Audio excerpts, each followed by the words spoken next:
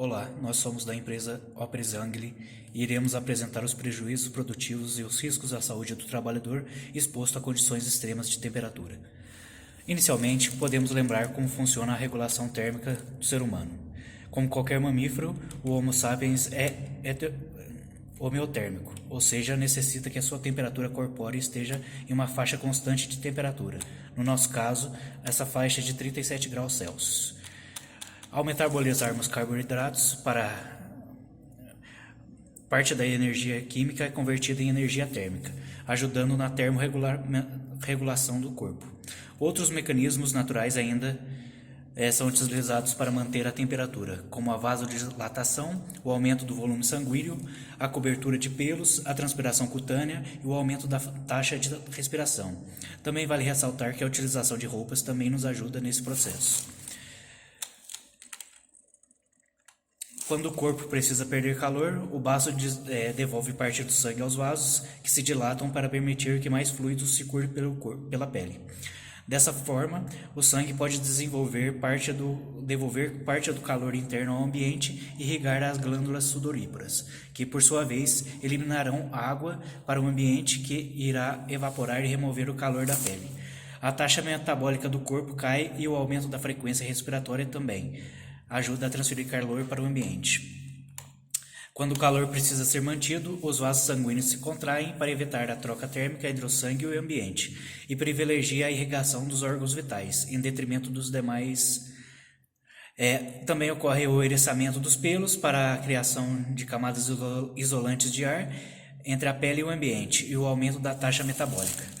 Tudo isso dependerá das condições de temperatura no ambiente, que podem ser influenciadas pela quantidade de radiação emanada, a própria temperatura, a umidade relativa do ar e a velocidade dos ventos. A umidade pode intensificar os dois cenários mais extremos, posto que a água irá conduzir melhor o calor nos dias frios e sua saturação no ar pode prejudicar a evaporação do suor. Ventos fortes aumentam a velocidade com a qual essa taxa de evaporação acontece. Situações extremas podem acarretar vários prejuízos à saúde. Como dito anteriormente, a manutenção da temperatura do ser humano é indispensável, posto que seu metabolismo pode ser alterado. Em situações de calor, o trabalhador pode sentir-se indisposto, chegando a quadros de cãibra e fadiga muscular. Isto é decorrente da diminuição da taxa metabólica e do aumento da sudorese, que causa desidratação. O tecido cutâneo pode sofrer graves danos em decorrência da irradiação excessiva, seja solar ou artificial, culminando em queimaduras. Em casos extremos, chega-se a quadros de hipertermia, que são caracterizadas por náuseas, cefaleias, convulsões ou confusão mental. Quadro este que pode aumentar o risco de demais acidentes de trabalho. Pelo aumento da frequência circulatória, o extremo calor também pode gerar danos cardiovasculares e até mesmo parada cardíaca. Em situações de frio extremo, a constrição dos vasos pode levar ao congelamento dos tecidos periféricos. Ainda quando momentânea, essa falta de irrigação pode causar morte de inúmeras células e tecidos, causando escamações. Quando prolongada, esse quadro pode gerar a necrose permanente de tecidos e membros. O frio também aumenta a pressão sanguínea, também possibilitando danos cardiovasculares. Quando a temperatura do corpo cai para 27 graus Celsius, a hipotermia aguda gera parada cardíaca. Para efeitos da avaliação e controle, é necessário que técnicos e empresas utilizem metodologias científicas comuns e que considerem todos os fatores que influenciam a sensação térmica. Apenas a medição da temperatura ambiente não é capaz de mensurar a influência da radiação, da umidade do ar, na regulação térmica do trabalhador. Por esse motivo, a Associação Brasileira de Normas Técnicas estabeleceu o índice de bulbo úmido termômetro de globo como a medida padrão, a qual foi adotada pela norma técnica de número 015, em seu anexo 3º, como parâmetro para a variação das condições ambientais. Com o auxílio de termômetros de bulbo úmido natural, de bulbo seco de mercúrio e um termômetro de globo, registra-se as medidas dessas temperaturas. Tais medidas devem ser coletadas no ambiente de trabalho onde o funcionário está sujeito ao maior estresse térmico. ao longo de sua jornada, desde que não seja apenas para um serviço esporádico. As medidas devem ser realizadas próximo ao corpo do trabalhador. O IBUTG será a medida ponderada dessas medidas. Em locais sem efeitos de radiação, a medida do termômetro de globo é ignorada. Como dito anteriormente, o metabolismo do corpo ele tem grande influência na manutenção da temperatura. Por isso, é necessário saber a taxa metabólica de cada atividade. No quadro segundo, o anexo 3 da norma regulamentadora de número 15, há diversas medidas relacionadas a diversas atividades que devem ser consideradas para o efeito do cálculo. Caso o quadro não estiver na atividade analisada, o seu dado deve ser obtido através das associações.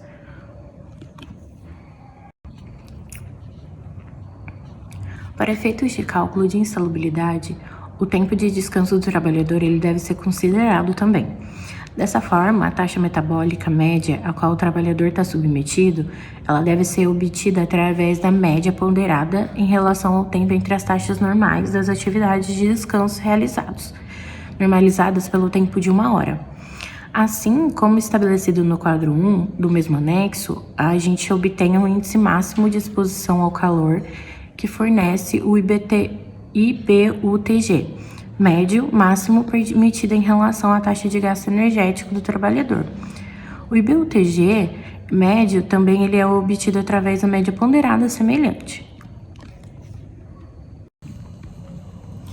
Algumas medidas devem ser tomadas pelo empregador para evitar danos à saúde do trabalhador e o pagamento de adicional de insalubridade. Como medidas organizacionais, podemos destacar a busca pela automatização de processos e a estipulação de períodos de descanso do trabalhador, que diminuirão a sua taxa metabólica média durante a jornada e o IBUTG ao qual estão submetidos. A instalação de barreiras para a irradiação e a instalação de sistemas para circulação e o controle da temperatura do ar ambiente também são eficazes para a diminuição do IBUTG. A seguir, vamos apresentar uma tabela de recomendações do período de descanso recomendados para determinadas atividades em função da temperatura ambiente. Também é recomendado que o trabalhador ele seja instruído a se hidratar regularmente e repor os sais perdidos através da transpiração e refrescar a pele. Equipamentos de proteção individual são pouco efetivos para o controle da temperatura corporal em situações de calor extremo. Entretanto, os EPIs ainda têm muita serventia quando o trabalhador está sujeito a queimaduras por irradiação ou pelo contato com materiais ferventes ou incandescentes. Por isso, alguns EPIs são mais utilizados, como óculos com filtros, vestimentas que cobrem todo o corpo, luvas térmicas, máscaras, capuz, respiradores com filtro e botas. Apesar de não ser considerado um EPI, loções com filtro solar também são recomendadas. Quando os limites do IBUTG forem ultrapassados, as atividades serão caracterizadas como insalubres, de grau médio, conforme estabelecido nos itens 2.3 e 2.6 do anexo 13 da NR15. O decreto de número 3048 de 1999 da Previdência Social também orienta pela concessão de aposentadoria especial aos trabalhadores submetidos a essas condições insalubres após 25 anos de contribuição. Entretanto, este benefício não se aplica àqueles profissionais sujeitos à radiação solar, conforme a Instrução Normativa de número 077 de 2015 do INSS.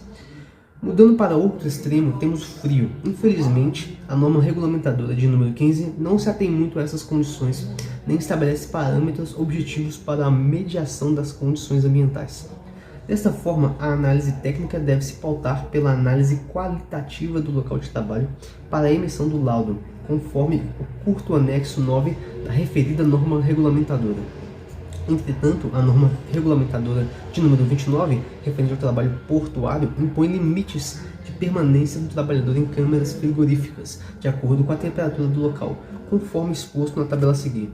Ainda que haja pouca regulamentação, é possível apresentar recomendações para controle das baixas temperaturas ao corpo humano. É recomendado que o empregador forneça abrigos aquecidos para que seus funcionários possam descansar. Neles também deve haver a possibilidade de troca de roupas, como salientado no começo da apresentação. A água aumenta a transferência de calor ao ambiente. Por isso, o trabalhador deve sempre estar com as suas roupas secas. Pelo mesmo motivo, deve-se evitar a sobrecarga de trabalho para evitar a transpiração. Em câmeras frigoríficas, é essencial que haja a possibilidade de sua abertura pelo lado de dentro, a fim de evitar acidentes que impossibilitem a saída do trabalhador para ambientes seguros. Também é recomendado que as atividades realizadas em locais frios sejam feitas em grupos, posto que quadros de hipotermia não dão sinais claros ao corpo humano, sujeitando o trabalhador à perda de consciência. Se o trabalhador não for retirado do local a tempo, o óbito do indivíduo pode acontecer. O fornecimento de vestimentas adequadas à manutenção do calor também é requerido. Obrigado a todos por escolher a nossa empresa. A Alpesangre aguarda a todos.